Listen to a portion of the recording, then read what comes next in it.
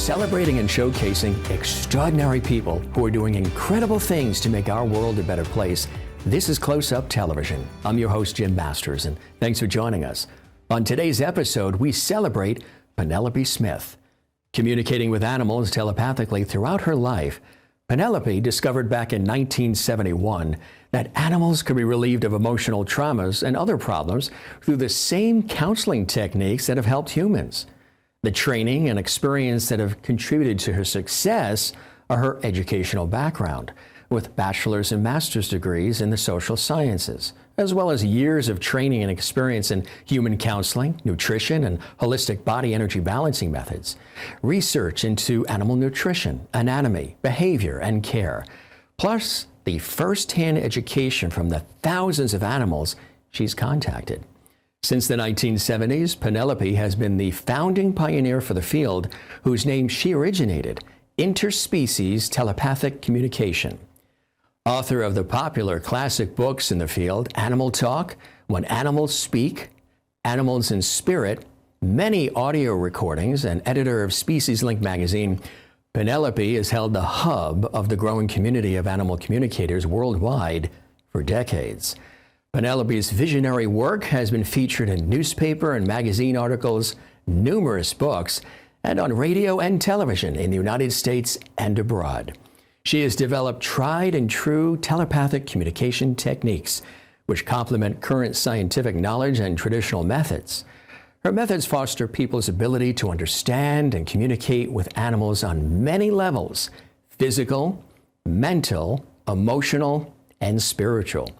As a world-renowned teacher of basic and advanced interspecies telepathic communication, she has helped launch the careers of numerous professional animal communicators. Penelope feels that the sacred connection we make through telepathic communication with other species is essential for human wholeness. Now, to learn more about Penelope's incredible work, she joins me today in the Close Up Television studios for this exclusive interview. Penelope, welcome to Close Up Television. It's a pleasure to have you here. We've done the radio shows, which was fantastic, and wanted to dig in a little bit deeper, fascinated by your work. Welcome. Thank you so much. I'm glad to be here. You know, I think what you do is so extraordinary and unique, and I'd really love in this conversation to break it down for people to understand the work that you do, the beauty of it, and how it all works. Tell us about this telepathic communication with animals. How do you really define it? Yes. So a lot of times people, when they hear telepathy, they think, oh, well, that's something strange. But if you break down the word, you even get what it is. It's distance, pathy, feeling. So you're feeling across a distance. So it's the ability to receive feelings and thoughts and impressions and intentions, and we're talking about animals, so from animals. And it's actually a very natural ability that we're all born with, to get others' intentions, to get their thoughts, to get their energies, to get their feelings. And our society kind of socializes us out of it, so that people then go into their left brain and go, oh, well, that isn't logical, or it's not analytical, and it doesn't. Whereas when you're younger, you just kind of go, oh, of course I know what the dog is feeling. Of course I know what the bird is feeling happy. And you don't deny it, but then it gets socialized again and again out of people. And it's really incredible to see people regain and recover their native ability because they get happier. Absolutely, which is the bottom line, and there's nothing better than that. So did you realize, I know the 70s was a big time for you when you were doing the work, started the work, but as a kid, did you notice these abilities? Always. You know, I never did not have the ability, I never denied the ability to telepathically communicate. I was kind of a loner.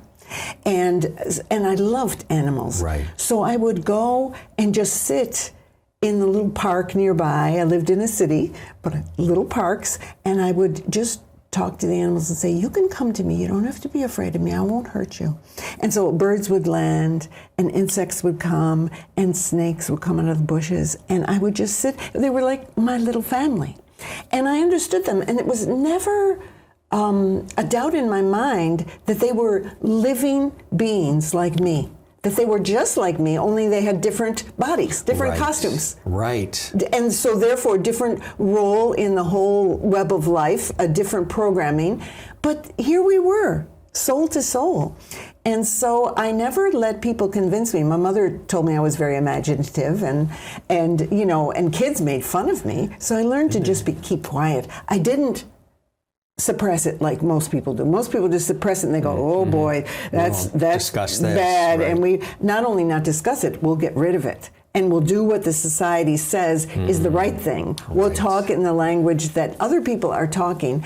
And I just went, no, I'm not going to deny my friends. Am I going to go back to them and say, well, you don't think, you don't feel, we aren't friends anymore? I said, no way. My dog, my cat, no way am I going to deny this. That was some of the most rich, tender relationships I had. Yeah. And so I didn't let anybody convince me out of it. So I just kind of kept it to myself, and it never disappeared. Did you grow up with animals in the Yes. house, pets? And Yes. What did you have? Well, we had dogs and cats, we had parakeets, we had goldfish, and I just would go out and talk to any animals that I saw. So they were mostly in the city, like squirrels and birds and smaller animals, and of course the neighbors' dogs and everybody else. And yes, my family definitely was animal oriented, but treating them sort of as subordinates. As lower things. Pets, period. Yeah, and not as fellow beings that were walking together on the earth. We're doing our earth journey together, supporting each other. Right. And that's how I looked at it. I never looked at them as a thing. As a thing. As an object lower than me. It just was not in my repertoire. And then, I just went, well, other people just don't remember. Now, did you push it aside for a while and then bring it back out? No, I never pushed it aside. It was always there. I didn't know it was going to be a profession. I mean, I didn't know, well, I'm going to be an animal communicator. Be an expert at it. But my vision in life and my intention was always to help people to remember who they were, to have them be more enlightened. And so I just went in that direction. I went more into psychology and sociology and helping people. And then when I became a spiritual counselor for people, and I was counseling people all the time, I discovered again that the animals responded very well to this. And how I discovered it, and as I explained in my book, Animal Talk, my basic book on how to communicate with animals, that the same techniques that help people out of traumas can help animals. So I had a very graphic test of a cat who was very afraid, and I worked with her, and she had a wound from a cat fight, from cats attacking her, and it wouldn't heal. And she kept scratching it open. And I worked with her. And in a short session, probably about a half an hour, I did the same kind of trauma techniques that help people get through traumas. I worked with her, asked her questions. She started rolling pictures of cats being after her, being very afraid of everything in life. She was afraid of people. She was afraid of cats. Yeah. And it started to roll. And I'm going, wow, really fast compared to people. People will tell you things, and then it takes hours and hours to do counseling with people. Okay, she did it so fast. And so then she went to sleep. And, and the next morning, it was like a different cat. Her wound, which had expanded and her hair was starting to fall out, started to scab over, and she didn't scratch it again. And within a week, her hair was growing back. It was almost totally, you couldn't even see it. But the most amazing thing, and I had roommates at the time, they said, did you bring in a different cat? She was confident. She went up to people. She jumped on their lap. She never did that. She always scattered, except for me. She scattered when people came in the room. She trusted me, but she didn't with other people. And then she wasn't afraid of other cats anymore. And so they didn't beat up on her.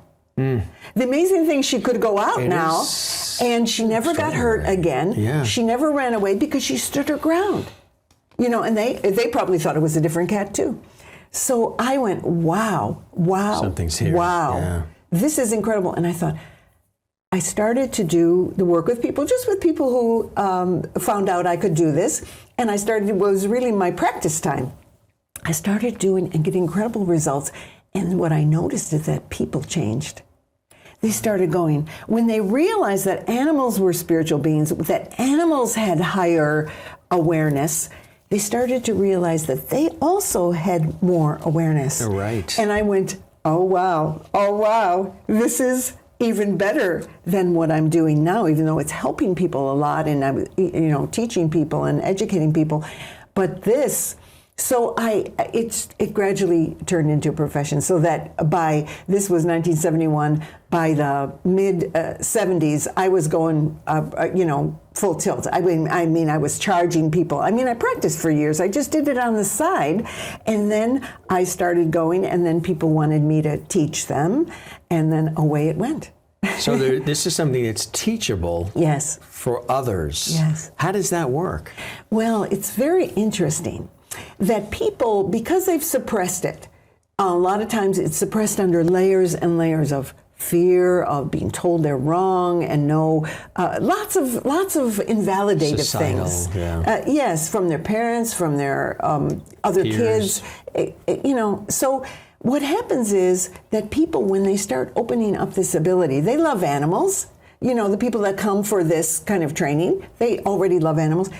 And they start to shed that other stuff, the stuff of, I'm not a good person, I can't really do things, I'm not really intuitive.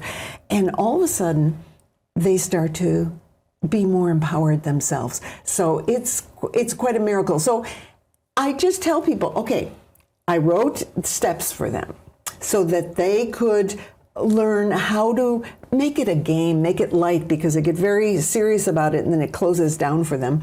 And then I wrote my book, Animal Talk, which has the steps of how people can open up to the ability. And then people start to remember, and I do the courses, do the trainings, in the classes, people would start to go, oh, I remember. I used to do this. And then it all starts flooding in. When I was a kid, I could understand them. And then I remember even when I suppressed it, when I felt it was dangerous. Right. That I no longer could do this anymore. Right. So yes, people recover it. And some people have a harder time at it, especially people that have gone very left brain, where everything has to be sequential, and because this is feeling. Right. This is about feeling another. Right. And opening up to feeling. So you have to open up to your own feeling. And then you can open up to another's feeling.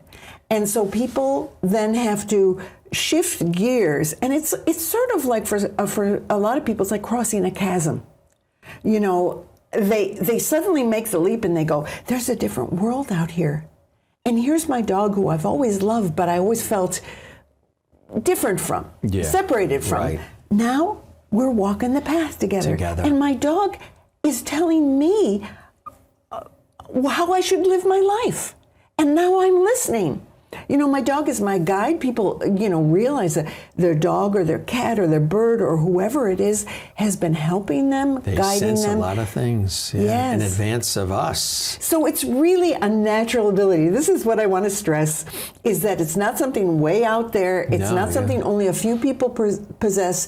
We all have it natively to open up to and remember. And then, I'm good at it because I developed it. Right. I didn't stop it and shove it under and then have to, dig it out. So I developed it. Let's talk about how you developed it. I mean, through the education and the experience. Yes. Well, for me, I just never lost it. So actually, it was a little bit hard for me to first write and teach other people, because to me, there was nothing to teach. It was automatic. Yeah. It was just intuitive. There it is. The animals are communicating to you. You listen.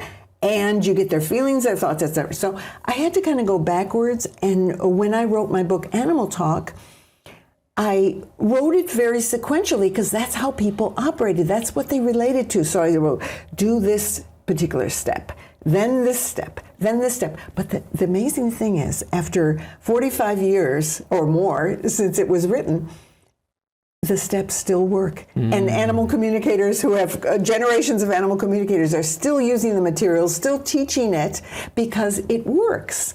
And so people can do that, go back to those basics and start to practice them, and they rediscover it. And some people rediscover it faster. They remember faster. So they start to go, oh, wow, I know what this is. Yes. And they just get it. And then other people struggle more. Can it be any age too? Yes. And you mentioned that some people struggle more. Is there a wall of resistance that's causing them to struggle? Yeah, well, it's their socialization. I would say they were socialized that way, and a lot of their joy in living was also socialized out of them at the same time. Yeah. Because when you retune into the animals, the plants, the rest of nature, you get happier. It's a whole other thing. You know, I mean, all the studies say that now. Yeah. You just get happier. So a lot of people's happiness has been pushed down. I mean, look at the mental illness in people, the depression. Right. You know, but when you reconnect with your animal friends, with the plants, with the rest of nature, then people get happier. So the people that have a lot of stuff squelched, you know, I mean, has technology done some of that too? We're depending more on technology than on relationships with each other and animals. It's more you speed up your mind. The more you go into the mind and speed things up. See, with this, you have to slow down. Yeah, it's more of take a breath, Yeah. Well, look at the animals. They will teach you. So your cat is meditating most of the day. And then they can become alert at an instant. And do it, right? And there they are.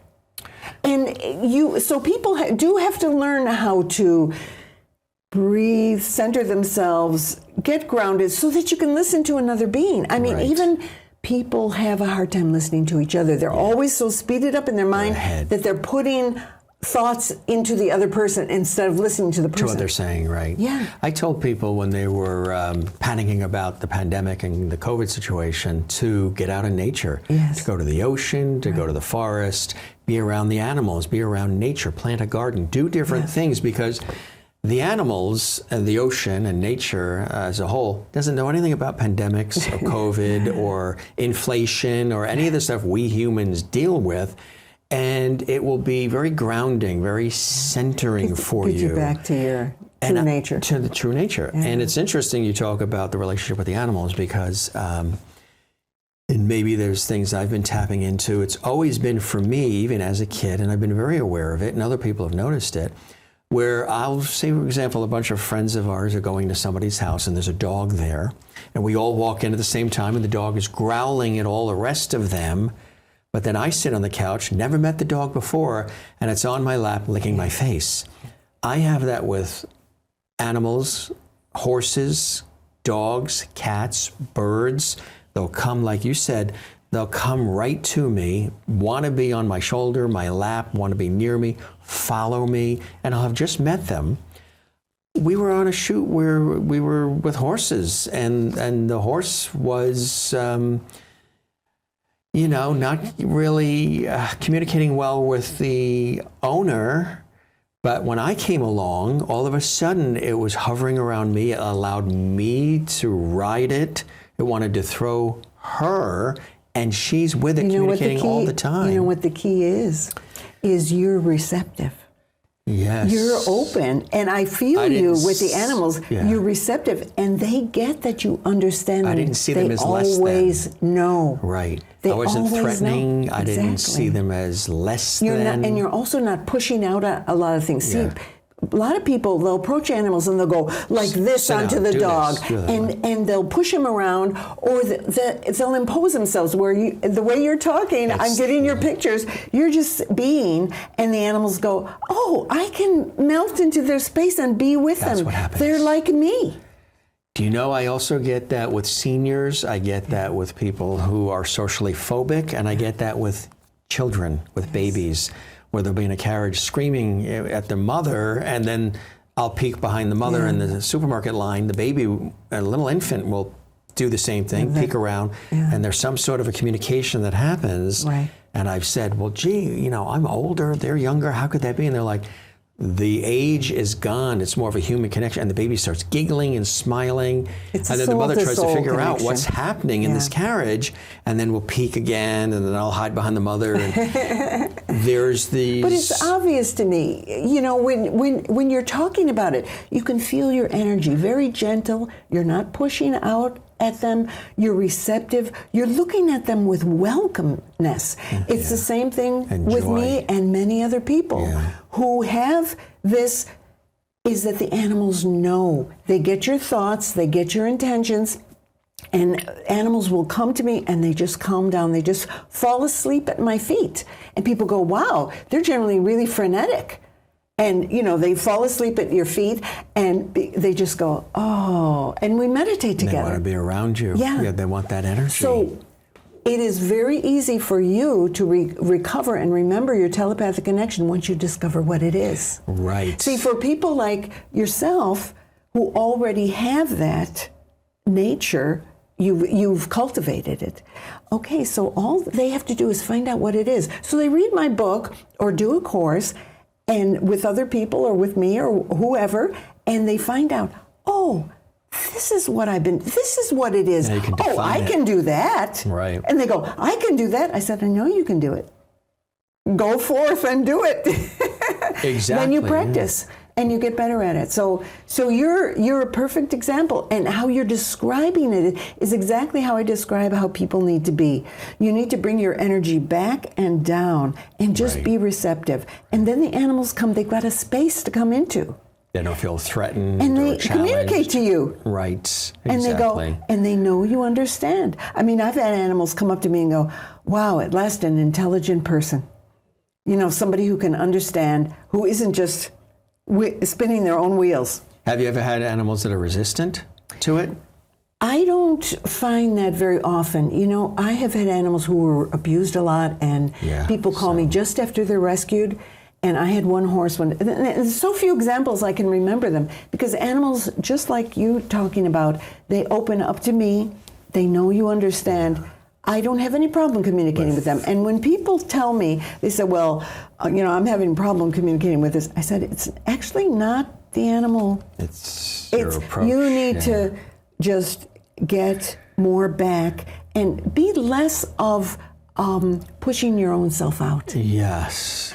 And so I had one horse. I was telling you about the one horse. He just come from a very horrible abuse, and the man had rescued him. And he saw me come, and the man wanted to find out how he could help him more, what could he do. So I went there outside his stall, and the horse moved to the far end, a little paddock. He moved to the far end, and he said, you're a human. I'm not interested. Humans are cruel, and you're just another one. And I said, I understand. And I want to tell you why I'm here. And I stayed back. And I said, your person really wants to help you. And he understands that you've really been hurt a whole lot. But if you do not want to communicate, that's all right with me. So I started to walk away. The horse came running over and said, no, I want to communicate. I said, okay. And you do it on your own terms, in your own way.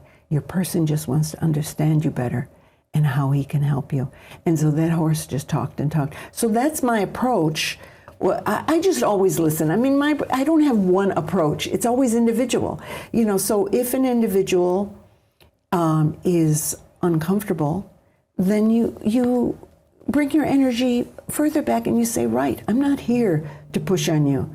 I'm not here to make you do something. How could you tell? What are the signs? Do they growl? Do they retreat? Generally, beings are, when they're afraid, their bodies are tenses up. Tense.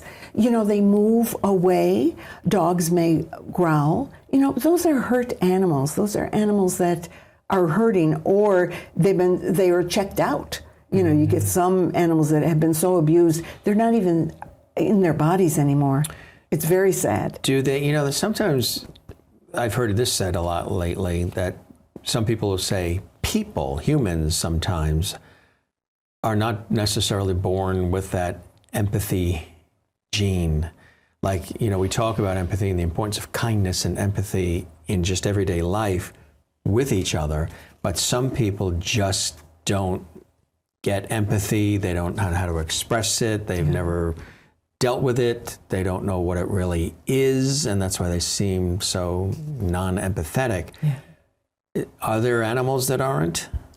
I haven't experienced that. What I've found with animals, even animals who are afraid, or like wild animals, they have to protect themselves. Yeah, they're hungry and and they're surviving, or they've been hurt by people. Okay, again, you don't push yourself on them, and you just be quiet, and you can communicate at a distance. You don't have to have them in your lap. You can communicate at any distance, and you just honor them, and they see that you're honoring them. They come out, and actually, Jim, the thing that I found is the greatest lesson that I've learned from all animals of any kind, domestic or wild, is compassion. And they have compassion for each other. They have compassion for humans, our domesticated animals in particular. Yes, they're here to help us. They're trying to help us. Right. And they have tremendous compassion. They look at people and they realize, oh my gosh, the people are so confused. They're so ungrounded. They're so far away from it. So the dogs will say, let's go on a walk, because they know the person needs that in order to help them. Right. Or the cat will say, just let me sit on your lap and I'll purr and let's just meditate together. And when you start doing that, the animals have compassion for our difficulties. I tell people that people have this thing about humans being superior. And so they go, well, there's the pyramid and humans are at the top of the, whole food chain and the whole thing. I said, you know what that pyramid is everything else underneath is required to help humans, because humans are the only ones who forget who they are. Yes. And without all those other beings, humans fall. They forget it, they go insane, they have a lot of difficulties, they get ill, and the animals are still there, remembering who they are, living life to the fullest, being the dog or the fox or the elephant that they are, and teaching people by example. Okay, how do we remember what it is to live a good life? To be a human, we're human beings, we're not dogs or cats, but we're all spiritual beings and we're all the same underneath the skin. You can look into the eyes of animals and you'll see the soul. Yes. And so how can we get back to that? Well, a lot of people find that if they're with animals, they feel loved again. Yeah. They start to feel what love is. They start to feel that empathy. They start to feel that compassion. Now, I understand that some humans are very damaged. They're damaged by drugs that their mothers had. They're damaged by a lot of other things in our society that cut them off from their natural empathy. I don't think anybody actually does not have that in their nature. They've just been damaged. They've been hurt a whole lot and cut off. So humans actually need the most help. Yes, that's so true. People say, well, I want to get into this profession to help animals. I say, yes, it'll help animals, but you know how you help animals? You educate humans. Mm-hmm. You help humans to understand, help humans to restore their compassion and their natural intuitive nature. And you know what happens? They act differently with their animals. They walk the earth differently. They no longer abuse. They didn't know they were abusing a lot of times. They no longer abuse the earth because now they have a different view. They have their more natural view, like we're part of the earth. We're a part of the rest of nature. We walk with each other. And so that's why I say this is life-changing. It's life-changing and planet-changing work. Look, oftentimes people will see things that animals do, whether they've trained them to do something or just the way they respond, and say, wow, the animal's a lot more intelligent than we humans give it credit to be. And I've seen that too, when you see dolphins or you just see some of the extraordinary things that they instinctively do, which actually are for our aid and our betterment and our safety, and our happiness and our joy. I think that animals are a lot more intelligent than we think they are or we allow them to be. Well, if you're not open to it, you don't see it. Right. And now scientists, researchers are getting more open to it, and they're starting to go, wow, these bees have complex languages. These ravens and crows and all these other birds, they're using tools. Well, they didn't notice that before. These other ones are playing. They have games. And before they interpreted differently. They had this sort of shield. Broad stroke approach, Animals cannot be like humans. They can't have feelings. They can't make decisions. They can't. And so they never saw it. So now, funny enough, the researchers are all seeing it. They're seeing the studies where people are getting better and more compassionate and more happy when they're around animals. Well, why? Do you think maybe your animals are teaching you something that you're learning energetically and through feelings, and also that you may be getting some of their thoughts about that you are really a good person? So people go, wow, they finally understand that your dog is showing you that you really are good underneath. And that all your socialization that told you how bad you were isn't worth keeping anymore. And so the animals can bring out your truer nature, your more, and you can have more fun. I mean, how can you not have fun with these beings who are so playful and loving and keep coming back to you despite everything, your misunderstandings, despite your mistakes that you've made with them, despite you looking at them as a thing? You know, and they keep coming back and going, you'll wake up, I'm going to persist.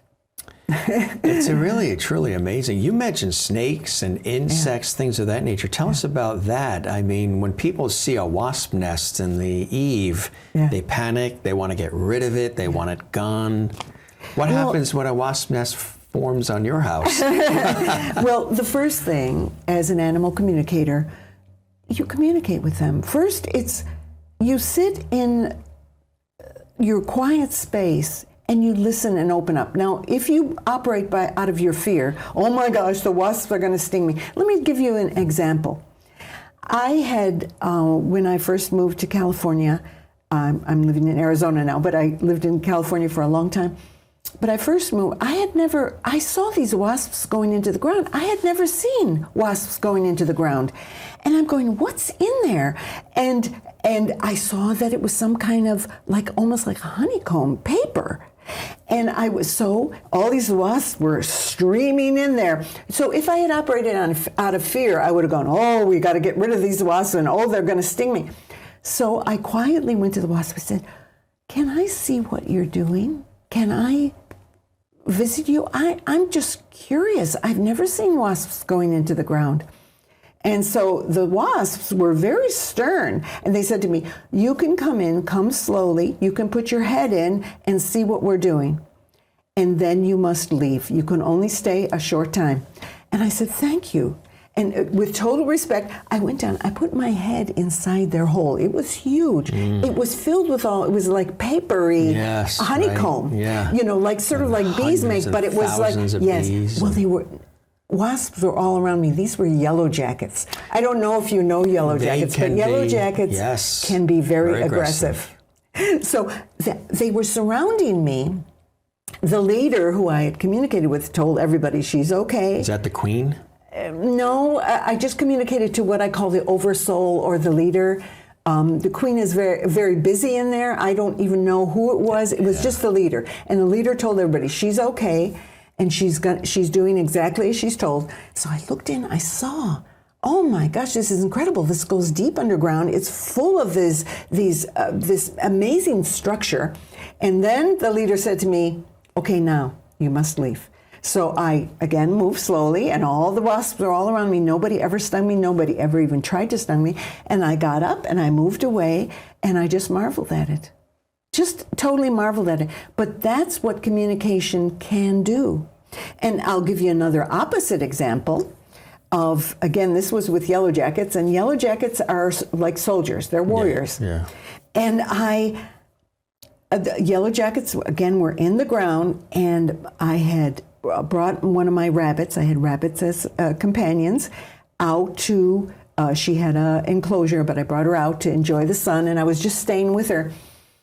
And she went too close to their hole in the ground, and they went after her. And they covered her. Yeah. It was very scary. And I went, oh my God, they could kill her. This is it, yeah. And I just went to her, and with my hands, I brushed them all off. I took her back to her enclosure. I brushed her all off. I made sure she wasn't in shock, because they had, she has fur. Enough to, but, made sure she wasn't in shock. She was scared. I put her back, and nobody stung me. And I went back and I said, I can't have this. You can't sting my animal friends. I'm their protector. Just like you're the protector of your group, I'm the protector of them. And then they didn't really listen to me on that, and they went after another of my animals. And I said, But not I'm sorry. after you. Yeah. No. And I said, I'm really sorry, but I'm going to have to do something. If you cannot, you're right in my space. They were right near my house. I said, if you can make your nest somewhere else. But they said, no, we have a huge colony in here. We've made this nest. No, we're not doing what you want. I said, well, I have to protect my family. So that night, when they were all in there, I took diatomaceous earth, which doesn't poison the earth and doesn't poison, but it dries them all out. It dries out their nest. I put a lot of it. I put a lot of it in there. I said, I'm so sorry for doing this. I know you will propagate again. I know you will just distribute yourself among the others, even as you leave your bodies. I can't have you hurting my animal friends. And they died. I mean, I was very sad about it, but they never made a nest near my house again. They took it, and I said, you'll need to take it away. I do have to protect my animal friends. Sure, yeah. And that was that. So again, communication, and some people will just very quietly meditate with the animals and ask them to leave, and they will leave. And then I have others, like ants that are in that they said, our colony was here. We've traveled this trail long before you built this house. This is our trail. This is our grounds. And so what I do with people, I say, well, just use non-toxic means instead of poisoning everybody. Just with ants, it's pretty easy. You can use cayenne pepper or cinnamon and put a trail inside your house where they're coming in and they don't come in anymore. Try to use the repellents and use the least. But again, listen to them, and many times they will vacate. If it isn't going to be a tragedy for their family and their colony, you have to look at it from all the angles. Like we protect our families, they protect their groups and families too. So you work it out, but they're all intelligent. Let me just tell you, if you communicate to a wasp or a bee or any kind of insects, a slug, a snake, you will feel an old intelligence and you will learn tremendous things. I mean, I can tell you so many tales of working with rattlesnakes and other beings that are really scary and that, my body kind of goes like this. And scorpions, yes, and scorpions. Arizona. Yes, and they're beautiful. And so I regard them as beautiful beings, and we walk together. So, I lift up a rock, and because I'm a gardener, and there's a scorpion, I say, oh, I'm so sorry, but I need to move this rock. So here, you go over here to this rock. I'm not moving this one, okay? And cover them up gently with some rocks gently that are there, because they're scared to death that you're going to smash them or hurt them. And to me, they're all amazingly beautiful beings. And people can learn. See, people humanize. They think, well, if he doesn't work at a computer or doesn't drive a car, then they're not really intelligent. Right. I go, they have an intelligence that's appropriate for their role in the whole of life. Right. And you can learn from their intelligence. And you can learn from them and their gentleness and their sweetness. I will tell you, you meet a scorpion and the sweetness. People go, oh, well, they Scorpion sting. Sweetness, yeah. No, just or a shark sweetness. in the ocean. Exactly. Well, sharks are totally amazing. Amazing because they have a whole different kind of sensors than we do. They sense energetically, electronic signals, but they sense in a whole different way. But again, every being I've ever met is totally intelligent, whether they're a slug or an elephant or a shark or whoever. They have a different kind of way of approaching the world, different senses that are way beyond ours. I mean, let's look at just a dog. There's no way we can smell like a dog smells, and they get the entire history of a place. Why they spend so much time sniffing is they'll sniff that post, and they will get every dog and give me a picture of every dog who's been there, how long it was, when I can get the whole history of the neighborhood. Or if a rabbit crossed there, my dog, well, we have a lot of wild animals, so my dog will go rabbit, coyote, fox, as we're walking along, and I get all the pictures from him smelling. But their smells are like rainbows. So I'm saying respect the different kinds of intelligence. It's just like saying, other cultures are not intelligent just because they're a different culture. Other, right? Or, what's that? That's crazy. They have their particular kind of intelligence that is absolutely brilliant, and so do animals.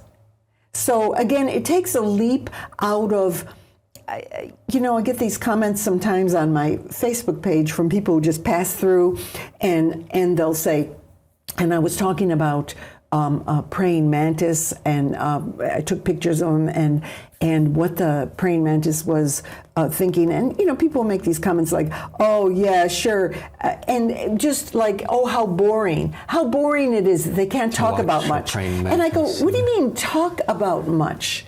They're living, they're sensing, they're experiencing life in this juicy, incredible way that's delicious." There's a closed-minded. Yeah, so that's the thing about you have to get out of your human socialization and get more into being a fellow being. Right. Just like you talked about your experience with animals. You're being soul to soul. Children. And, yes, and with children, you're not looking at them as a thing. No. You're not looking at, well, they better be like me. If they're not like me, then I don't like them. I've never been that way. Yeah. In life, I'm not that way. So this is what you need to do with all the animals. So do you ever feel like you're paddling in a boat in the opposite direction of the current sometimes? Probably, right?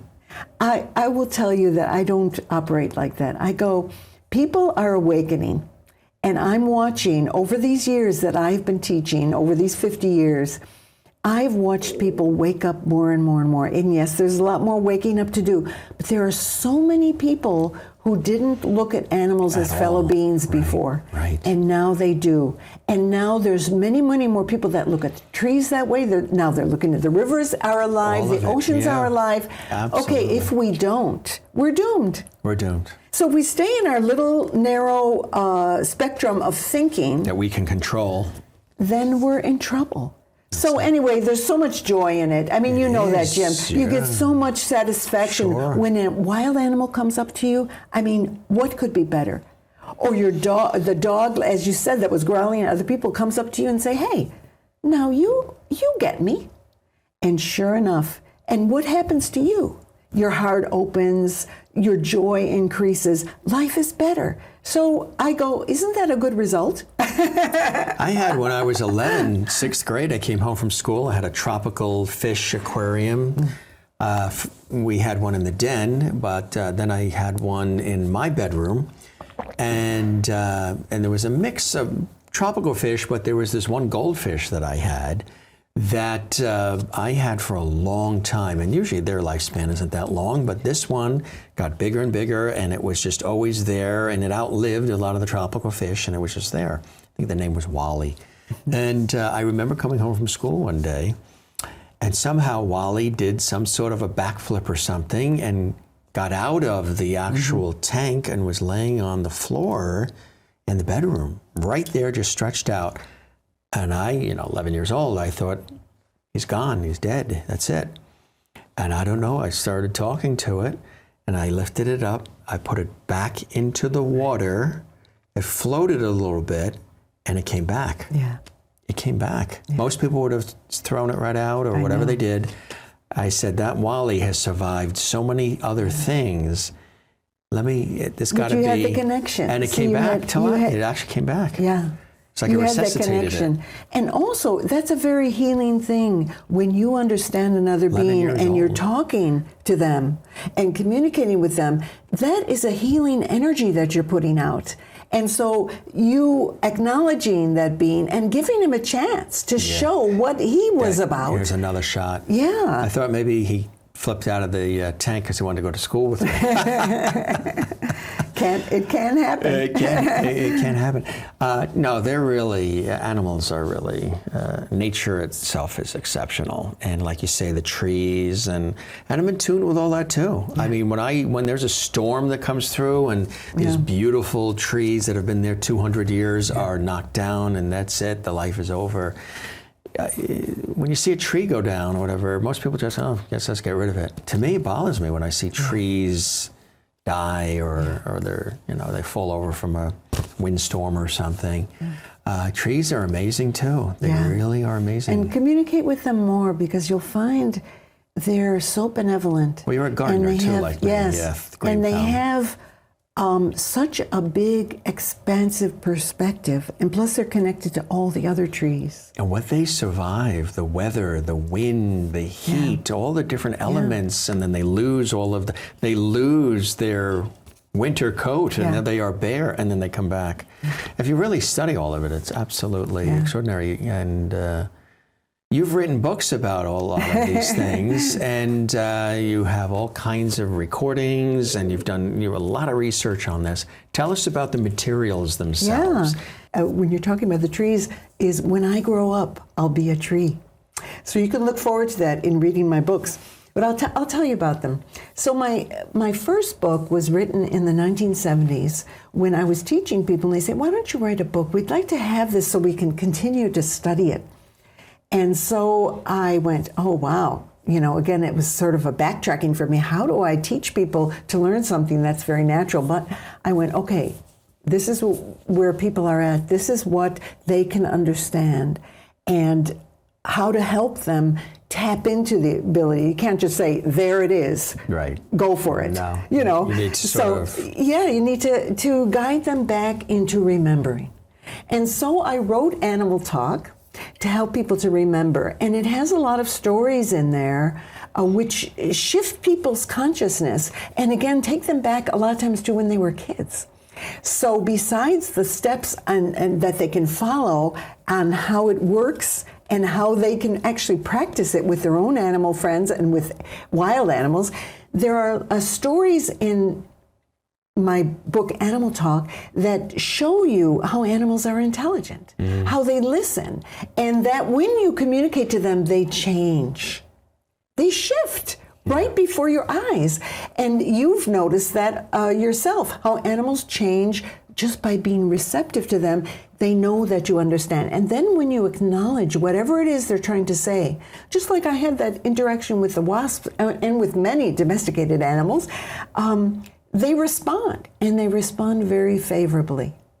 And they shift and they change. So Animal Talk can give you a perspective, a remembrance, and then how to develop it. So you sit down, you learn the steps, you learn how to be present, get your energy calmer so that you can listen, and then you start to get the animal's feelings and sensations, and you learn what it is. So I call telepathy, and in my book, Animal Talk, I call it extended senses. So you take your physical senses, and it's a bit more, it's like fine-tuned. They do these studies where they map the brain when people are doing this kind of work, and they show that it's another vibration. It's another area of the brain lights up. And they show that it's a different kind of energy, just like we can't see radio waves or microwaves. Right. Okay, they're there. Wind. Yeah. They're there, but we can't see them. The same with telepathy. It's a finer tune. So when you're tuning into the animal, you can get their images, so the visual. You can get images from them, kind of like a movie or little photos. You can get smells. You can get taste. You can get what they're tasting, what they're touching, so you can get it kinesthetically. You can feel it in your own body. And you can get what they're thinking. You get thoughts, which you translate into words. So when I'm listening to an animal, I'm translating it into human words. The animal isn't necessarily saying human words, although some animals pick up human words, but they aren't necessarily, but I instantly translate because that's what I do as a human. Okay, and I'm good at translating it as close as possible to the concept they're giving me, what they really want to say. And so that's how it comes across. So we get their intentions. Sometimes people will be doing these exercises that they get from Animal Talk or in a course, and they'll go, oh, yeah, I have done this. I've gotten the horse's intention. That's why I ran out to the barn. I knew there was something wrong. And the horse is giving you that telepathically, is telegraphing, putting out their intention. Help, I need help. I'm caught here. And they go out and the horse is caught, and they got it. They got it. So then they start to recover, and some people become very good at it very fast. And other people have to keep practicing, get beyond, because there's a lot of doubts. There's a lot of stuff that has been put on top of people. No, you can't do this. No, you're not intuitive. Right. And they've seen images which are heartwarming and fun and joyful to watch, but like Mr. Ed, Yeah. you know, and that type of thing where it's almost comical in a way, so they don't really put the gravity to what is reality, Yeah. because they've seen images presented to them of things that are humorous and Yes. just, you know, brush And it off. Well, they start to think that the whole thing is humorous, so they go animal communication, ha ha ha. Right. Well, no, ha ha ha. It's like I'm communicating to you. Do I go ha ha ha and say, well, that was stupid? Jim can't understand anything. He's just a thing over there. You know, please. We just had this deep connection and interchange. So the same thing people discover with animals. They go, oh, it's possible. I mean, how many times have people said to me, you mean they make decisions? I say, yes. Yeah. You mean they plan their life? They know their intention? You mean they're helping me intentionally? I say, yes. That's why your animal friend came to you, because you needed that support. That's why I go, that pyramid that everybody thinks the humans are superior. I say, no, we need all that support underneath us so that we can make it. So we can, exactly, get through the days. You've got recording audios and all kinds of things. Let me tell you about the other books too. Yeah. So there's Animal Talk is the starter one. It's my basic classic book that people have used pretty much, I think every animal communicator, now there are hundreds of them all over the world, they're all using these principles. And then I wrote When Animals Speak. And When Animals Speak goes much deeper. So it goes into not only communicating with animals, but also when we were talking about communicating with the trees and the forces of nature and nature spirits. And it also goes into issues, problems we have with the animals, how to solve them, how to solve behavior problems, and also facing the issues of life and death. You know, all of us have to face that our animal friends are going to get old and die, or get sick and die, and it's there. So the When Animals Speak goes into depth on what animal communication is about. How deep can it take us? How deep are the animals? And so it takes us on a lot of journeys of in a much greater depth. So I recommend to people to start with Animal Talk. Go to When Animals Speak, and then you get the richness. Some people still tell me, When Animals Speak is one of my favorite books of all time, and they read it again and again. It's very heartwarming and enriching. So it takes you on another level of the journey. If you want to go deeper, When Animals Speak. And then I have Animals in Spirit, which this is the one that people go to when their animals are dying. And when their animals, they want to communicate with their animals beyond death. And so Animals in Spirit particularly focuses on that. And I'll tell you, people need a lot of help around this, because death is not something that is an acceptable topic to talk about in a lot of our society. People want to just push it away, but you can't push it away with your little animal friend. You've got your cat living 15 to 20 years, your dog maybe 10 to 15 years, your little fish, you know, your bird. They're going to live, you're going to see them die. Yeah. And so it brings up a lot for people. It brings up a lot of emotions, a lot of suppressed emotions, and people get really scared, they get really guilty. They feel, I didn't do enough for them, or they just want to push it away and get rid of the animal. You know, they just can't deal with it. And so Animals in Spirit will take you into how the animals deal with death. What do they think about dying? How can you help them best? And then how can you communicate to them when they have gone beyond this earth? Because then people realize, I'm not separate. I'm not closed off. That's an even bigger close off for people than being closed off in this physical realm. And I'm not closed off. We're always together. And your animal friends can communicate with you. And it's so beautiful. And so it has a lot of messages from animals of what they have said to their people. And also it takes up the subject of reincarnation. that many times our animal friends will come back to us because we need more help than just one lifetime. Yeah, absolutely. of an animal's 10 years or 15 years.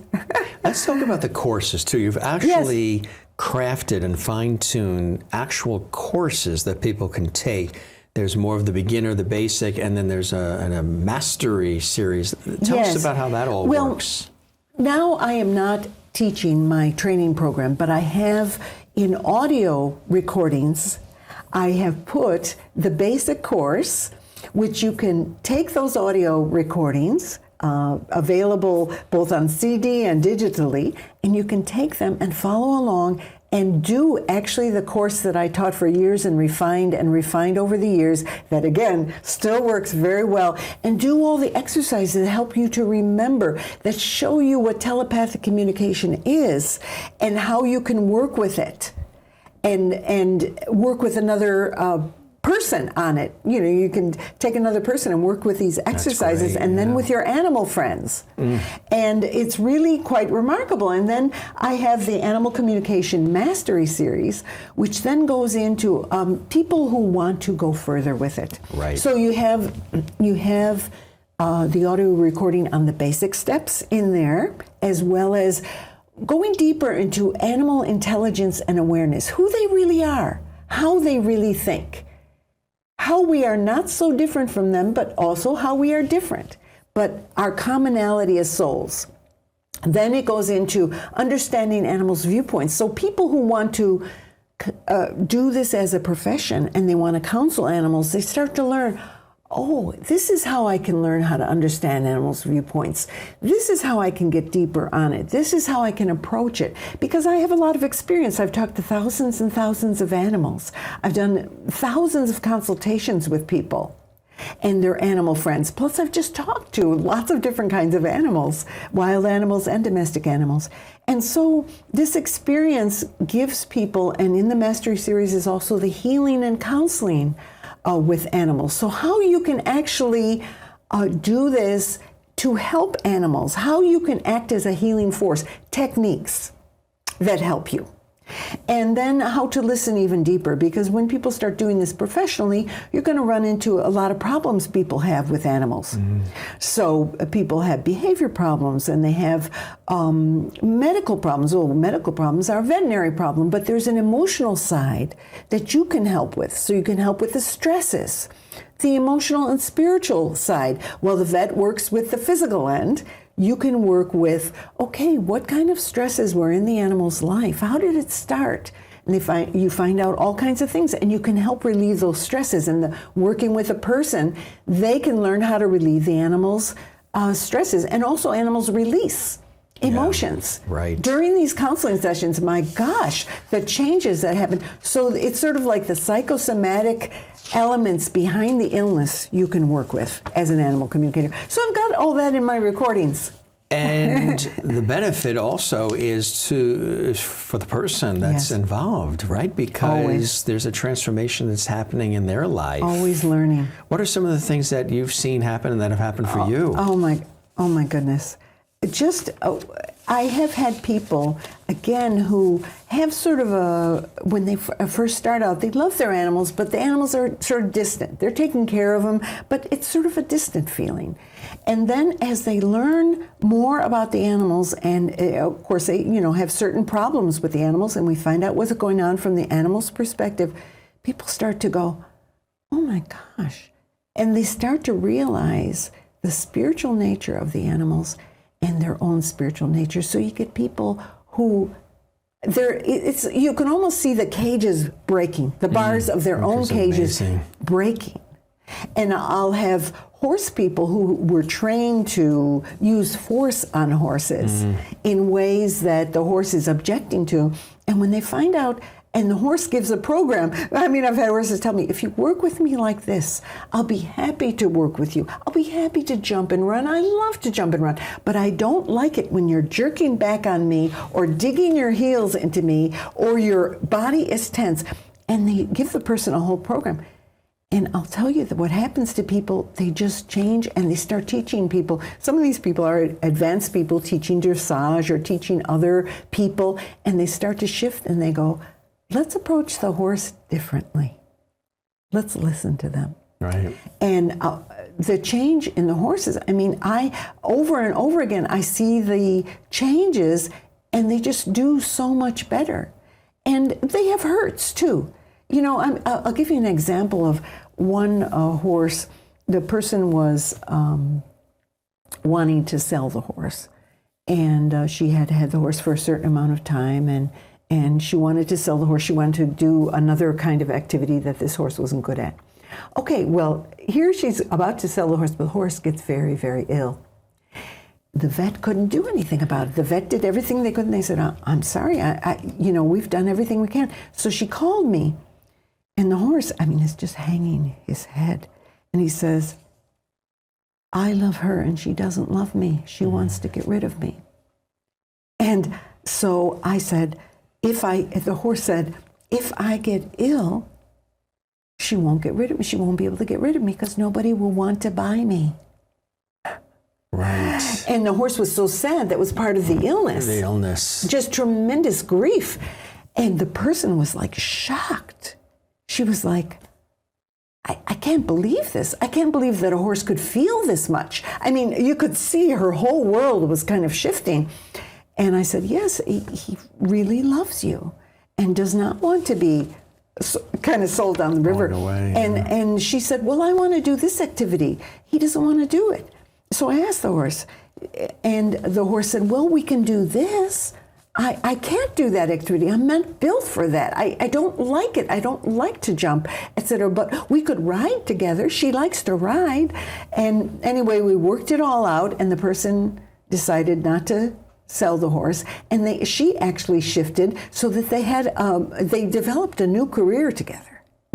So people shift too. It's not just the animals shifting. Of course, the horse got happy and lifted out. The horse was not ill anymore. Right. And they had a life together. So this shows that the work actually helps with misunderstandings, behavior problems, psychosomatic situations in relation to illnesses and injuries, right? It's quite amazing what changes. And again, you always refer to vets because vets have their job. That's what their work is about. Right. And so, but many times people refer to the vets, and the vet finds, well, the animal's still not getting better. And then we find out that there's other things going on with the animal that need to be addressed. Yeah. Again, on the emotional end, on the spiritual end, that can't be addressed necessarily by physical means.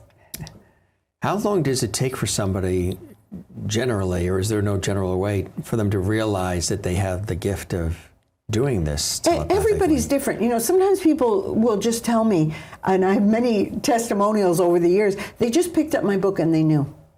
They picked it up, nobody ever told them that this is what they were doing. This is what it was. Everybody else just said it doesn't exist. So they went, I'm doing this.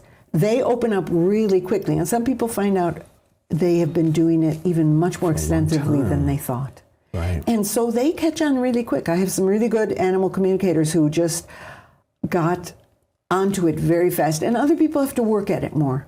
They've again gone in a different socialization, or gone longer, or have more left brain activity. They're now a corporate executive, and they think in a whole different way, and they're constantly thinking. And so they have to move back and rediscover a whole different way of being. So everybody's different. I would say, to get really good at it takes years.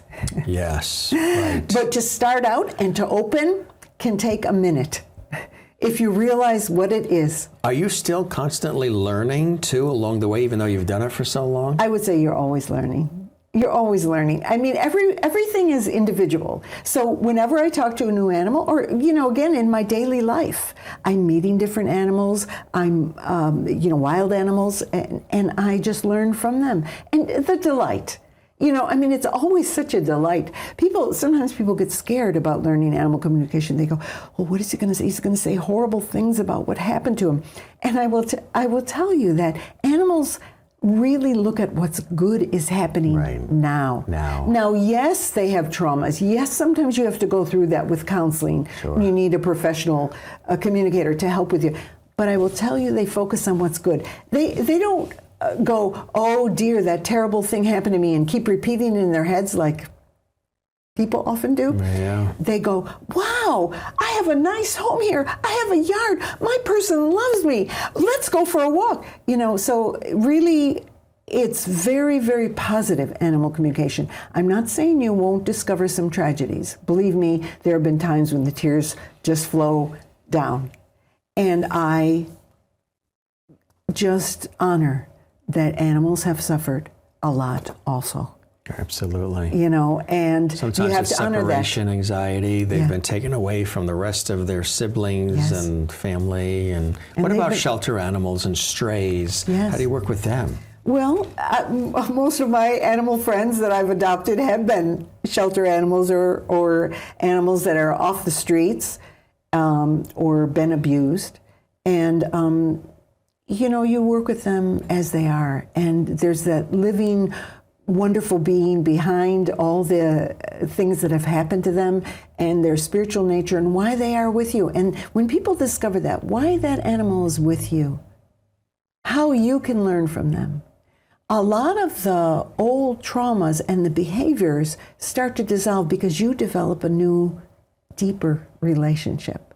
But I'm not saying it's not, they, like us, can take years to get through some of those heavy-duty traumas. And you just have to understand that. You have to understand that it can take a while to get through. But I'll tell you what people do, what animal communicators can do, and what you can do when you recover your ability is you can go into shelters and you can help animals to get adopted. That's fantastic. Because a lot of times the animals have been abused and they're hiding. They're cowering, and people don't reach out to them. So I did a basic course once with a whole bunch of students in a shelter, and in the morning when the people who were adopting came in the afternoon. So in the morning we had time to practice with the animals. So I said to the students, okay, we're going to practice. I want you to communicate with each of them, listen to each of them, be with them, but also let them know that they also have a part in putting out what kind of home they want and projecting out what kind of people they want. What is their ideal situation? And to let them know that they need to come forward and welcome their people in. Well, it was totally amazing. First of all, the people were getting a lot of emotions and releasing and these are beginning students, from the animals of releasing old traumas, but they were also finding the animals came forward. That cat who hid in the corner now came forward.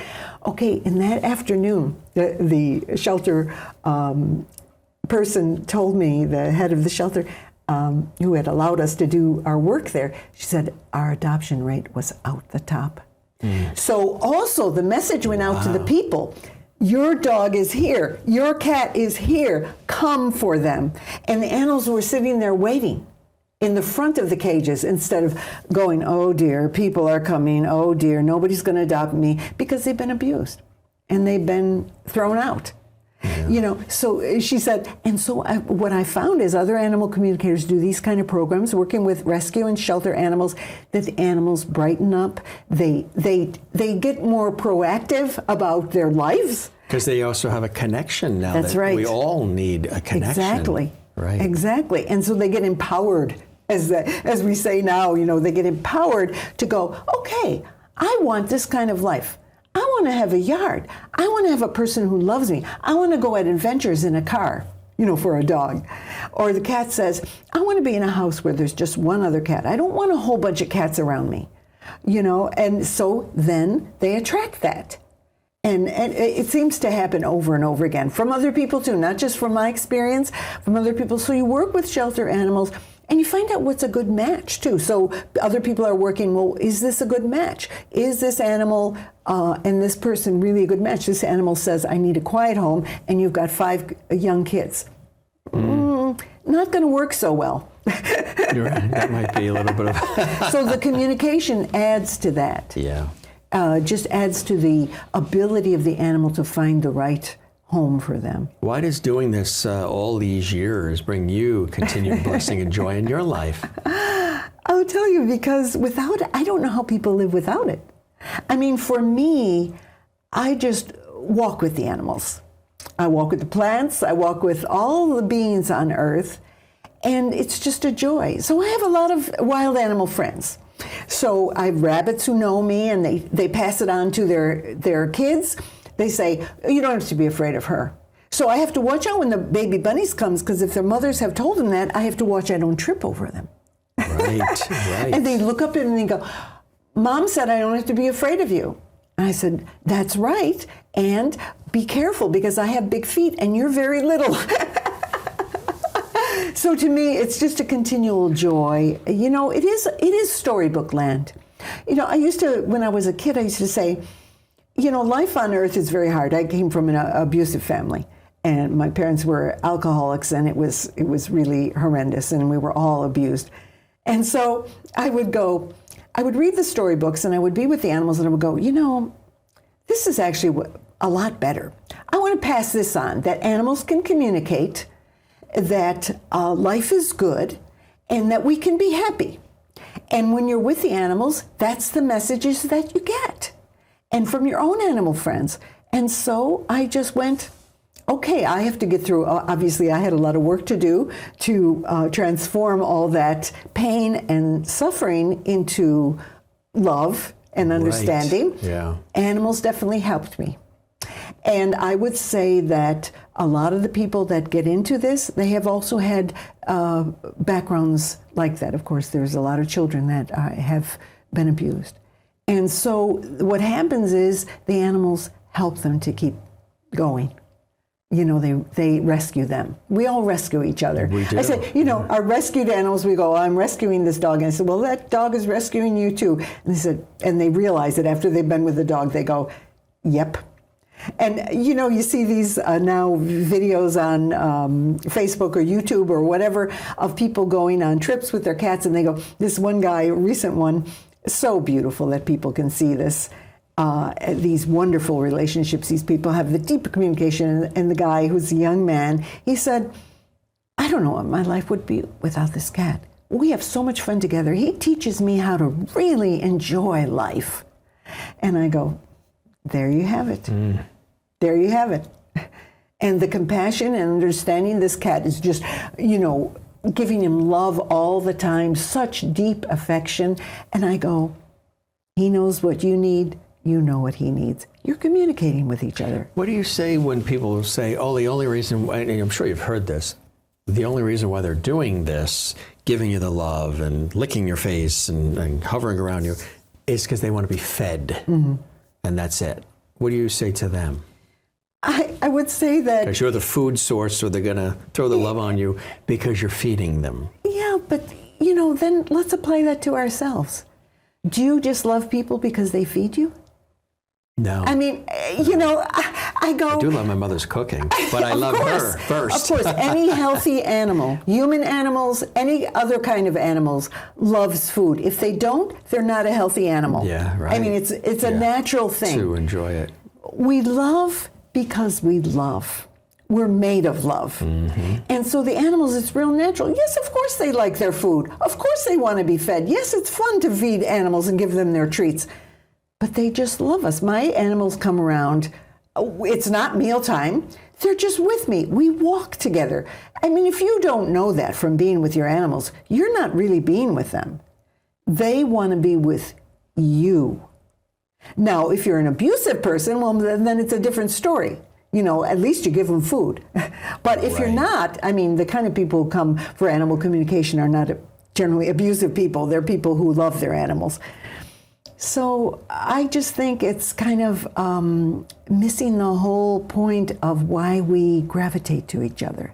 Why do we gravitate to each other? We want to help each other. Yeah. We want to feel each other. We want to connect. Right. We want to communicate. We enjoy each other. Right. I mean, hey. Want to be a part of. Right. Yeah. Exactly. Yeah, and we feel part of each other, whether it's a human or a dog, a cat, an elephant.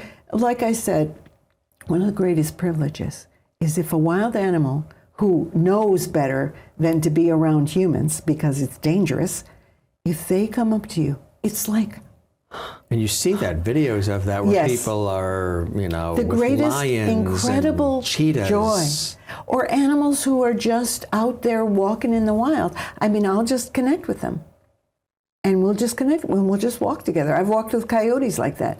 We just look at each other and say, I'm just walking with There's you. a respect that's Yes, there too. exactly. It's important, the respect. That's part of I have these list of tips, pointers on how to enhance your telepathic communication in my book, Animal Talk, and in my basic course. And one of the first ones is respect animals as fellow beings. Without that, you don't get anywhere. You will not be able to open up to communication. If you're looking at them as lesser or things, you won't open up. So respecting them as fellow beings and see what they can teach you. See what you can learn from them. Oh, it's such a wonderful world. Let me just tell you, I mean, I cannot emphasize enough. Without this, I really feel that people have a deep loss and sadness. Without this connection, there's a big missingness.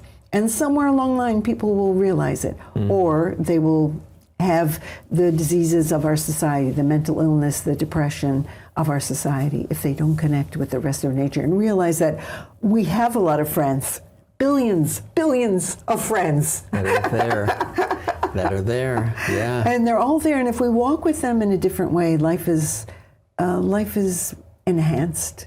We can be more joyful, and the planet is better for it. Like Dr. Doolittle said, right? Walk with the animals, talk to the animals. Yeah. It's so important. This was really amazing. This was eye-opening on so many different levels, and I'm in tune, as I mentioned, with some of the examples that I've expressed that I knew about early on, about the way animals, children, and others respond to me, and I respond to them. And I think this is really incredible work that you're doing.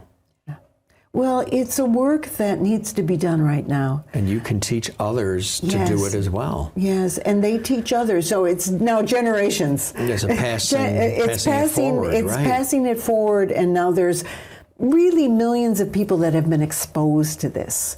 And now there are hundreds, if not thousands, of animal communicators who are helping others. Right. So I would say the importance of it in our time is what it makes it almost urgent now, is that unless people connect, unless they reconnect with themselves as part of nature, we're lost.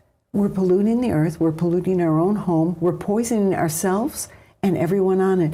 If we shift that, when you communicate with animals and plants and rivers and mountains, you no longer want to, and the ocean and all life, all the elemental forces, like go out in the storm, in the wind, and communicate with that being. Well, you no longer want to do harm to them. Right. You realize you're part of them, they're helping you, you're helping them. This is all a part of the cycle of life and death on this planet, and let's live it the best we can while we're here. Why would we want to poison what supports us? That's right. And so if we shift and we communicate with all the other beings, then we certainly don't want to hurt them anymore. What's the overall takeaway with all this work? I would say that it's an ability that, when regained, restores a chunk of our hearts and souls and helps us to be happier and helps us to live in a way that other beings around us can be happier and our planet can live in a beautiful state again, instead of the state of polluting it and hurting it. Right. And so that's the big takeaway. Let's all do it. Let's all do it. That's it, right? And have fun. That's it. Sign us up. This was amazing. Thanks for coming to the studio and being so open, real, authentic, and passionate and joyful for this work. Because you can see it. I can feel the energy, the warmth, and the vibe that you are all in. You've been in for years, since a kid. And this is very deep for you, Yeah. and it is for others who you've been able to And sort of when invite I see to all the appreciate. people that have learned, It's you know, extraordinary, they're yeah. so beautiful. Yeah. I call all my students my little chickens, you know. Right, I go, right. but I think of the earth that way, you know, little chickens. You hold them under your wing and you go, okay, come on, Right. wake up, be yourself, enjoy life, and then go out. And then go out right. and use your talents and use your ability to awaken Share it other with the world. beings. Share it. Yeah. And then we're all better for it. This is a beautiful thing. It's a beautiful, beautiful thing. Thanks for sharing it with us on Close Up Television today, Penelope. It was fantastic. Thank you, Jim. Continued joy and success in all that you're doing, and keep us posted on it all. Yeah. Thank you, Jim, so much. It was really a pleasure. Thanks for joining us. Thank you. If you'd like to learn more about Penelope Smith and her extraordinary work, visit this website, animaltalk.net. For Close Up Television and Radio, I'm Jim Masters. Thanks for joining us, and we'll see you again next time.